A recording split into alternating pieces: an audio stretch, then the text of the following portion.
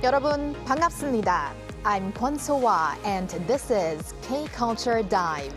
Join us in taking a deep dive into the heart of Korean culture, from K-entertainment to AI news, K-culture on site, and the latest in the world of K-movies. And with that, let's dive in.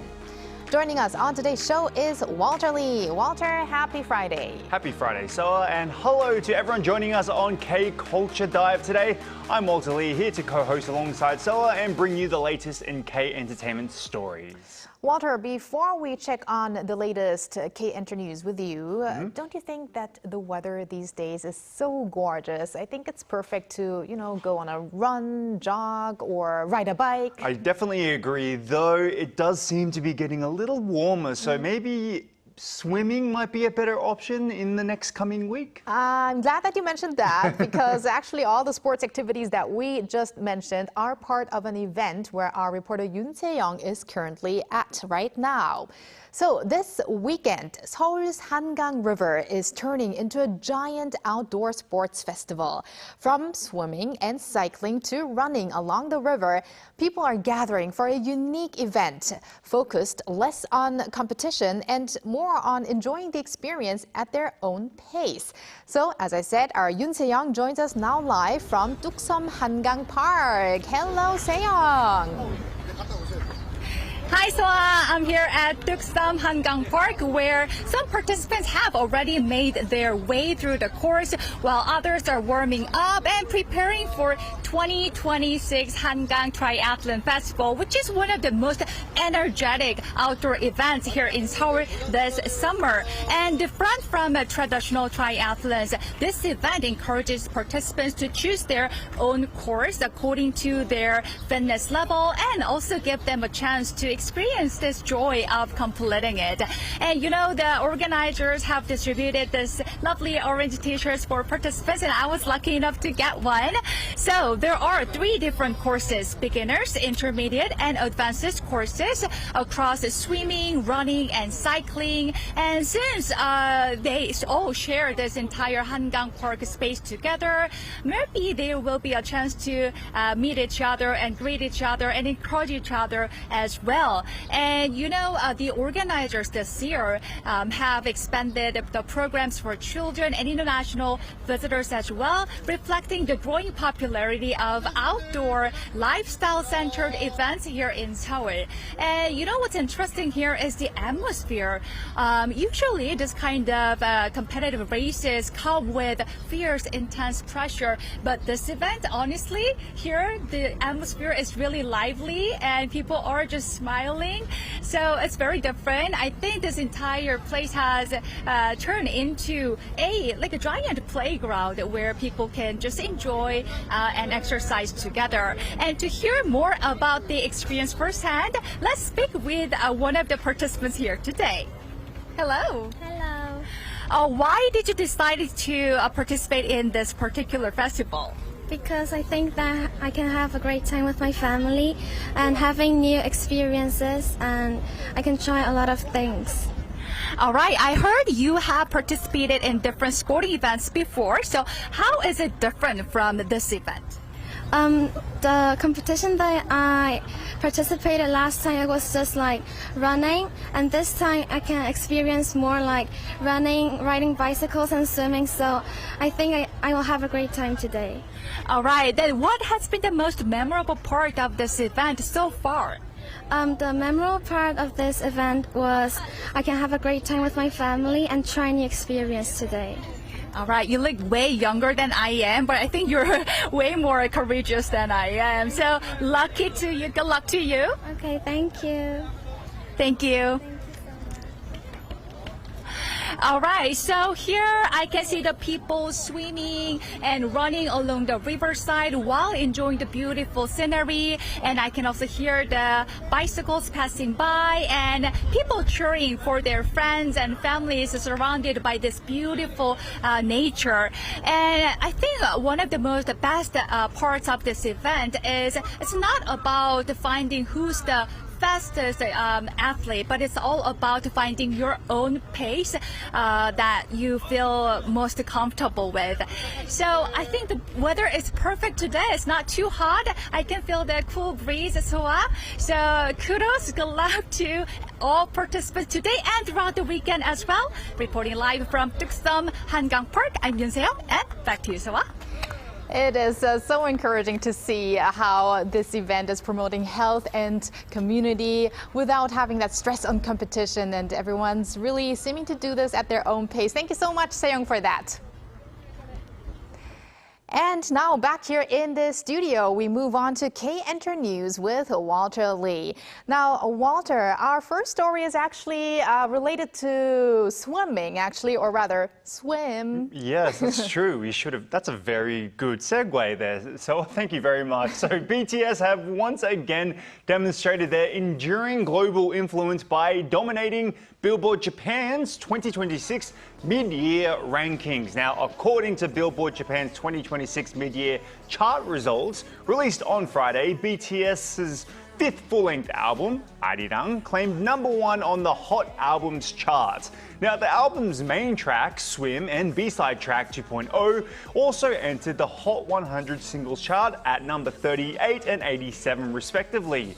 Now, ARIRANG also ranked #1 in both CD sales and streaming, while placing second in downloads.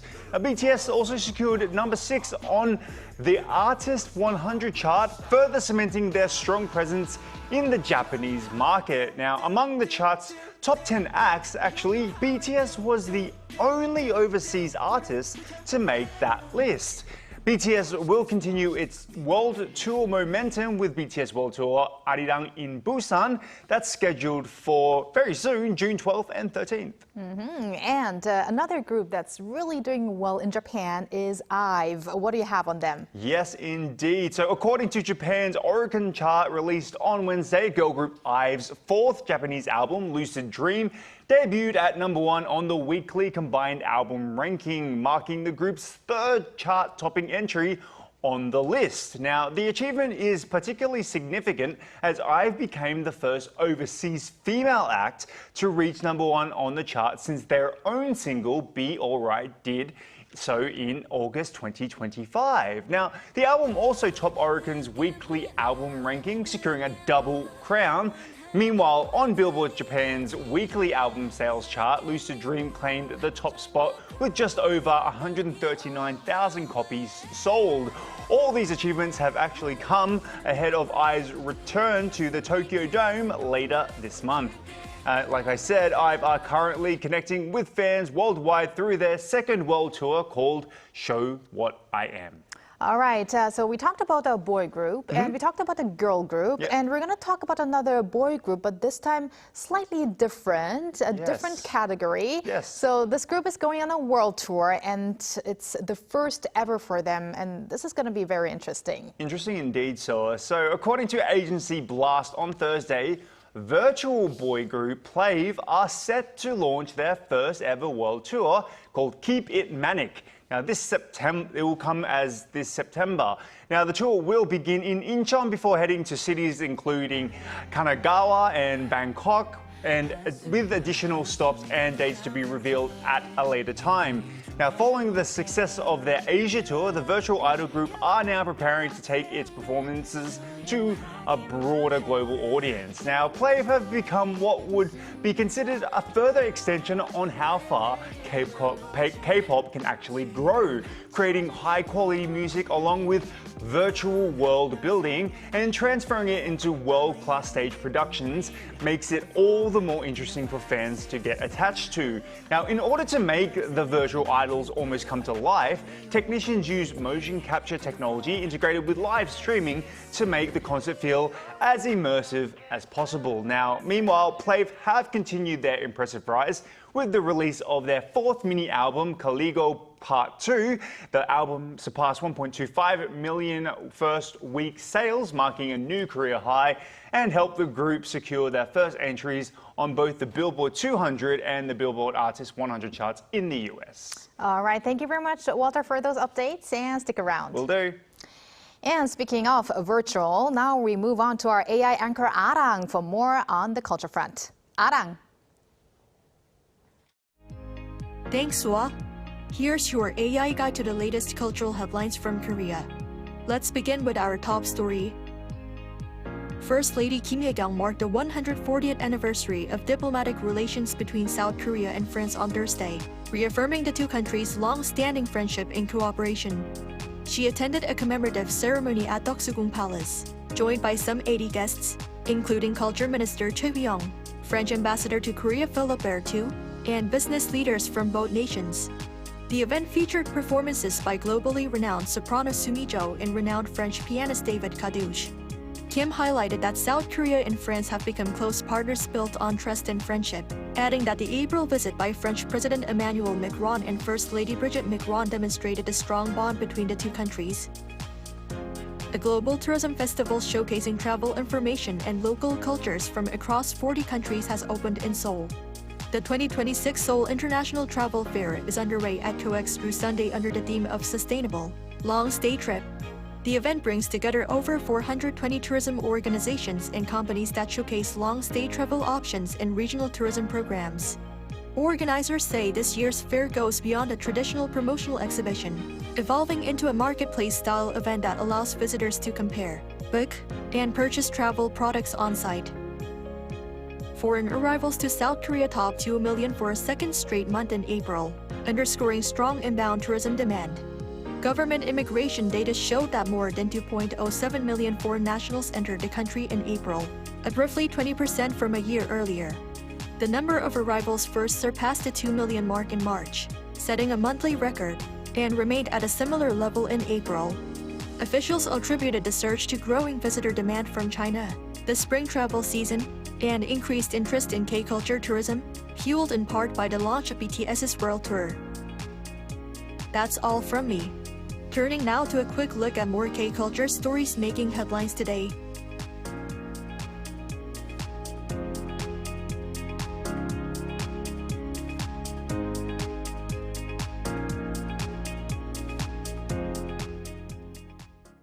여기는 민족의 어리서린 곳, 조국과 함께 영원히 가는 이들, 해와 달이 이 언덕을 보호하리라. The solemn words etched into the memorial tower carry a timeless question. What must a nation never forget? Each year on June 6th, Memorial Day, South Korea pauses to reflect on that question by honoring those who made the ultimate sacrifice for their country. Their legacy lives on in two sacred places, Seoul National Cemetery and Daejeon National Cemetery. Nestled in the hills of Seoul's Domjagu district, Seoul National Cemetery was established after the Korean War as the nation's first resting place for fallen heroes. Beneath its quiet grounds lie countless stories of sacrifice, including those of unknown soldiers whose names have faded from history, but whose legacy endures. 3 decades later, in 1985, another national cemetery rose in the heart of the country. Daejeon National Cemetery became a place not only for soldiers, but for all who gave their lives in service to others. Police officers who protected their communities, firefighters who walked into the flames, and courageous citizens who risked everything to save a stranger. The endless rows of white headstones remind us that peace is not an inheritance passed down without cost. It is a legacy built by those who stood firm in moments of war, disaster, and crisis. People who chose duty over safety and service over self. The quiet hills of Seoul and Daejeon speak to us without words.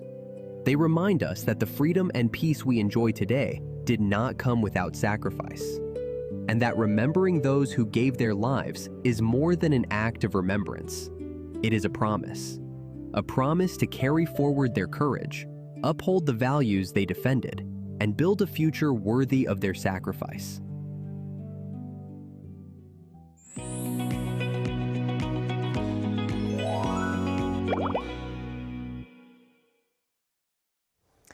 Korean films have been performing especially well in the first half of this year, bringing renewed energy to local movie theaters. And in June, a wide range of new releases across different genres are continuing to attract audiences. Today, we'll discuss the latest trends in the film industry with Jae Sool, filmmaker and professor at Seoul Institute of the Arts. So welcome back, Professor Sool. Good to be back. All right, first and foremost, please tell us about the current atmosphere at the local box office. I would say it's very optimistic now because Korean cinema has been sort of like not many people going, but now it's the first time this year where I would say the audiences are flocking to the cinemas and not waiting to see it on streaming. And, you know, the reason for that is basically we have King's Warden, also Salmokji. So there are these movies that are coming out, different genres coming out, diverse movies with really good storytelling. And so I think that's like one of the really good signs of Korean cinema coming back. But also the active participation of the audiences. They are now using viral videos. They're kind of partaking in a lot of the movies. Sort of, if there's a zombie movie, they're mimicking their movements of the zombie. Or we're going to talk about, you know, Wild Sing today, and then, you know, there's music videos made with that. And also, I think, as I mentioned before, just the variety of different kinds of storytelling now. Comedies, horror films, zombie movies, the sort of like a variety of things that, you know, has kind of changed the landscape for cinema. And I think at the end of the day, it's very hopeful for future investors and filmmakers and basically just anybody in the film industry. They're very hopeful that this could be kind of a revival of Korean cinema. It's great to hear of these optimistic views. Now, Professor Sool, let's go into the details. You did mention that zombie movie, Colony, or Kunse in Korean. This has surpassed 3 million moviegoers in just 10 days after release, and then 4 days after, it surpassed 4 million. So what would you say? Do you say this is showing the strength of Korean genre films? Definitely, and I think I saw as of today, it's like 4.12 million people have gone see it. It's going on strong, and I think, you know, again, we're talking about the director Yoon Sang-woo, who, you know, the Train to Busan was sort of the start of his sort of monster movie making, but he's become sort of an expert in this field, and I think having the actors like, you know, Chun Ji-hyun, Kyu Kyo-won, you know, Ji Chang-wook, all these big actors from dramas and movies coming out to really sort of come into this genre that is now sort of taken the zombie world into a different sort of, you know, it's more about like a consciousness that controls the zombies. And what I found about it is that it's kind of like talks about sort of, I think, modern day anxieties that are coming out. And it's not only just doing well in Korea, but it's doing well internationally. So hopefully I'm thinking it's going to go closer domestically towards like 8 to 10 million audience members. But it's going on strong. It is definitely. Right, like we said, like domestically it's doing very well, but it's also gaining a lot of attention internationally. Now, what kind of sort of achievements is Guntae or Colony seeing internationally, and what aspects of the film, you know, resonate most with global audiences, you think? Right. Just a few years back, I remember, you know, film people, they were saying how zombie movies would never work in Korea. And of course, Yoon Sang-woo changed that with Train to Busan. And the global audiences are crazy about zombie movies, as you know, especially Southeast Asian or, you know, Western audiences really like it. So it's already sold to 124 countries around the world, this movie. And in Malaysia, it's broken box office sort of records. I think it's like now at over 7 million people went to see this movie. Wow. So I think there's something about this movie really capturing the sort of, I think, you know, most zombie movies come from the West, but to have an Asian zombie movie somehow really attracts audiences all around, like Southeast Asia, Asia in general. And I think even Train to Busan, I remember, you know, people calling me up saying like, I've never seen zombie baseball players. So it's sort of like a slice of Korean like society, culture, what's happening sort of globally that's kind of happened in this movie. And I think the terrific acting, sort of like a twist on what the zombie monster is itself, is becoming sort of a global sort of, I think, phenomenon right now, which is a good sign.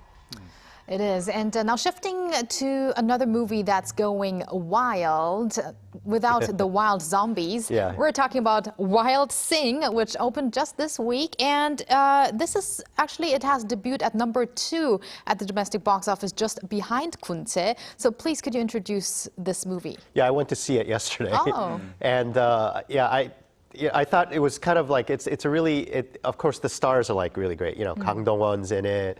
And there are all these actors that I think they're like, you know, Taegu and all these people that are sort of like older, but it's really harkens back to, I think what's wonderful about it is that it reminded me of like sort of the late 90s, early 2000s, sort of the start of K-pop with bands like G.O.D., Cool, Coyote, you know, so it's kind of harkens back to that story, and basically these guys in their 40s, it starts out kind of in the past, and then, you know, it's a band called Triangle, 2 guys and a girl, and basically they're like a one-hit wonder type of thing, and then suddenly there's a scandal and they don't really make it, and it's now modern day, and they get a chance to sort of do a reunion tour.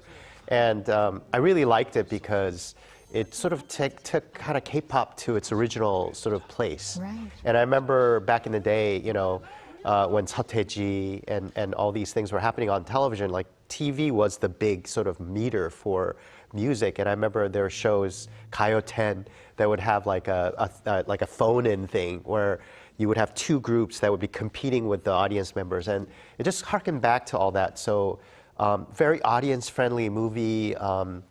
I love sort of the music video aspects of it. You know, I think it really kind of had a nostalgic feel to it, but it was still modern day. And as you know, all these big groups in that era are now doing reality TV, and everybody knows about this. So they're on YouTube and all this. So I think, especially with, you know, K-pop Demon Hunters, which they use some of the songs from the old sort of like the first generation K-pop.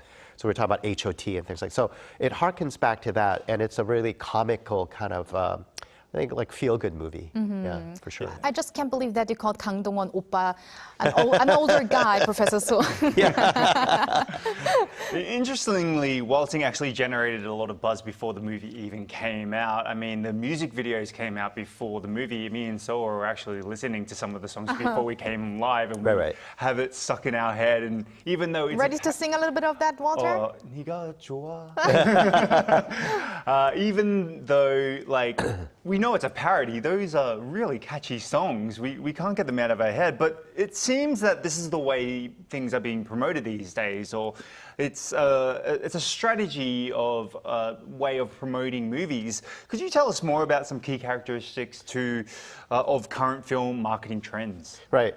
I think the song you're singing is "Love Is," which is like they made it into a music video. So I think it's really smart marketing for a movie, because I think, you know, in the traditional sense, you show the trailer or something like that, but to actually, because this is a music movie, you know, they had original songs, and it was written by people that do K-pop. So I think it was smart to do that, and I think the Love Is had something like 2.89 views when it, you know, 1 million views when it came out.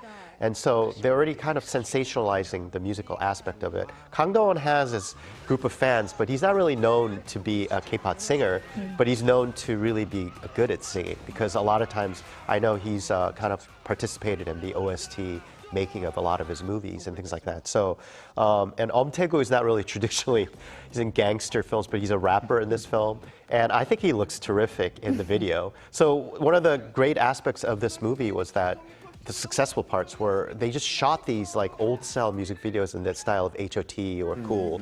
And it just kind of works today, even though it's kind of like very kind of classical old K-pop.